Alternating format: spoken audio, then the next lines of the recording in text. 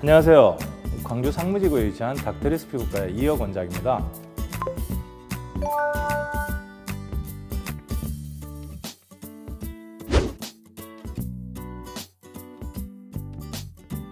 기미는 원인은 정확하게 밝혀지지 않았어요. 정확하게 밝혀지진 않았고 유전적인 요인도 있고 내분비적인 호르몬적인 요인도 있고 햇빛에 의해서 더 심해지는 것도 있고 어떤 약에 의해서 더 심해지는 부분도 있고 아주 여러 가지 사항들이 있거든요. 양쪽의 얼굴에 동시에 나타나는 경우가 많고요. 연한 갈색으로 좀 쓱 퍼져 보이는 양상으로 보일 때가 많아요. 잡티도 많이 생기면 기미라고들 말씀하시는데 그런 개념이 아니고 잡티는 얼굴에 따다다다다다 이렇게 주근깨나 잡티처럼 막 뭐가 있는 거예요. 기미는요, 거미줄이나 그림자처럼 쓱 퍼져 있는 거예요. 이 두 가지의 차이를 좀 알아야 돼요.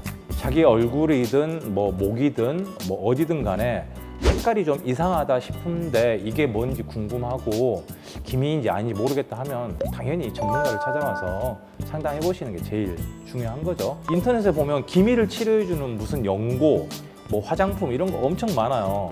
그거를 잘못 발라가지고 오히려 부작용 나서 오는 사람들도 많거든요. 자신의 색소가 기미인지 아닌지 고민이 되시는 분이라면 한번 상담을 한번 해보시면 좋겠다고 조언 좀 드리고 싶네요.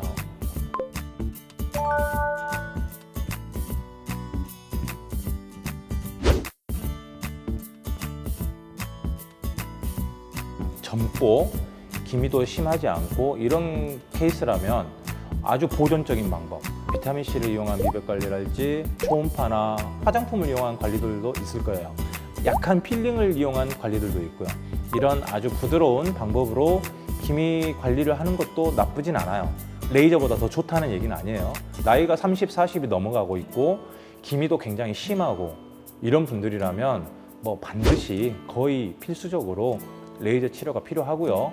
기미는 완화되는 것이고 그 완화된 상태를 유지하는 것이 굉장히 중요해요.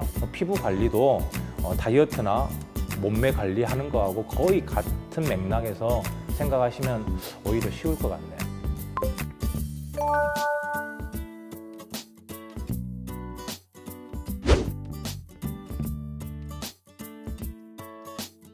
기미에도 여러 가지 타입이 있거든요. 기미에도 표피성 기미가 있고 진피성 기미가 있는데 표피성 기미가 약하게 있는 분들은 IPL로도 치료가 되긴 됩니다.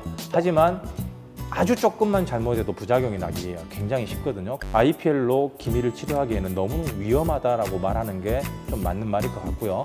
레이저 토닝에 쓰는 엔디아그라는 레이저가 비교적 저렴하고 장비 특성상 얼굴 전체를 시술하는데 별로 시간이 걸리지 않고 저렴한 비용으로 많이들 하고 계시는데 여러 가지 레이저 중에서 색소에 미치는 효과가 가장 낮아요.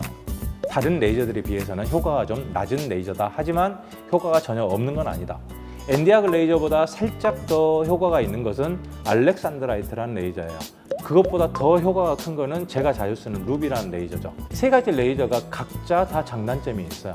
어떤 레이저를 써야 된다 이거를 걱정할 것이 아니라 좋아질 때까지는 열심히 하고 그거를 유지하기 위해서 어떤 방법을 잘 쓸 것인가 그런 노력이 정말 중요한 거거든요. 기미는 완치 없어요.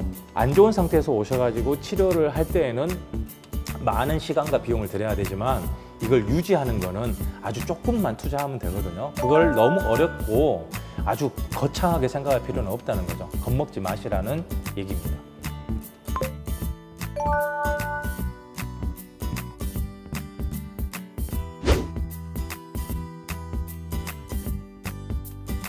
여드름이라고 하는 것은 근본적으로 모낭에 생긴 염증을 말해요. 12, 13세부터 18, 19세 정도의 기간에 나는 것을 특별히 여드름이라고 하는 거고 그 외의 기간에 모낭염이 발생하면 그냥 모낭염이라고 하는 건데 모낭염과 여드름 때문에 생긴 어떤 흉터 이런 것들이 기미하고 비슷하게 나타나는 색소 침착이라는 게 있거든요.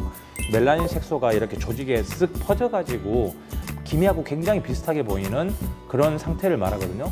기미는 여러 가지 요인들 때문에 주로 양쪽에 동시에 나타나고 막 그런다고 했는데 여드름이 났던 자리에만 기미가 생겼어요.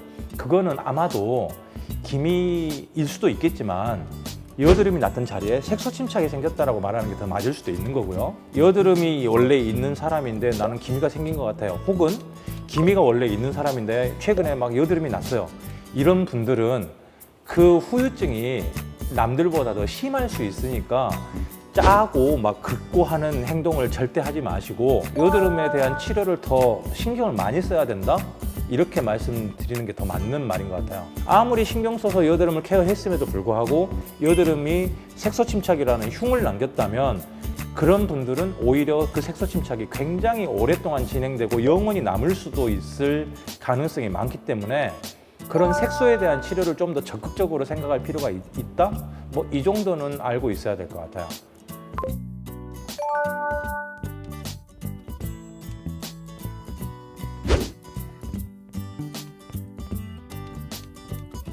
임신한 상태에서는 할 수 있는 게 보습제 잘 바르고 햇빛 조심하고 비타민C 가끔 먹고 얼굴에 바르는 제품들 중에서 그렇게 과도한 자극이 아닌 제품들 이런 거 쓰는 정도? 그 외의 병원이나 관리실에서 할 수 있는 대부분의 관리는 할 수 없어요. 그러니까 임신 기간 동안에는 그 정도만 할 수 있다고 생각하시면 되고요. 출산쯤 그리고 출산한 후에 되게 기미가 많이 올라온다고 하거든요. 그건 당연히 호르몬의 변화나 출산 시에 생기는 여자분들의 몸의 변화 때문에 기미가 당연히 생길 수 있는 그런 결과들인데 출산 후에 언제 레이저 치료를 하면 좋으냐? 육아의 스트레스가 좀 줄어들고 산모 즉 엄마도 몸 상태가 좀 건강해지고 시간도 좀 생기고 의학적인 어떤 개념보다는 엄마가 시간이 날 수 있는 아이가 돌이 지난 정도? 그 정도쯤에 치료 시작하는 게 제일 대중적인 시기라고 생각하고요. 의학적으로 말하자면 최대한 빨리 하는 게 좋긴 좋습니다. 그 정도로 말씀드릴 수 있을 것 같아요.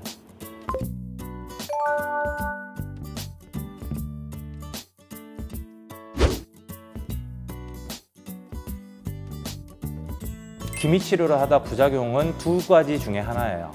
기미라는 색소가 더 진해지거나 약간 노르스름한 피부인데 백인처럼 아예 하얘져 버리거나 이런 일이 발생했다. 그러면 치료할 수 있느냐? 근데 결론부터 말하면 두 가지 다 치료할 수는 있어요. 하지만 원래 기미 치료를 하려고 생각했던 것보다는 비용도 더 당연히 많이 나오고 시간도 더 오래 걸리는 그런 어떤 더 안 좋은 불편을 겪어야 되겠죠. 하지만 뭐 아예 치료가 안 된다라고 생각하고 포기할 부분은 전혀 아니고요. 색소 침착이 됐건 색소 탈락이 됐건 어떤 시술로 인해서 부작용이 났다고 하더라도 그 역시 치료해야 되는 사람은 의사가 치료할 수밖에 없으니까 너무 겁먹지 마시고 경험이 풍부한 의사를 찾아가서 상담해 보시면 답이 분명히 나올 겁니다. 치료 가능해요.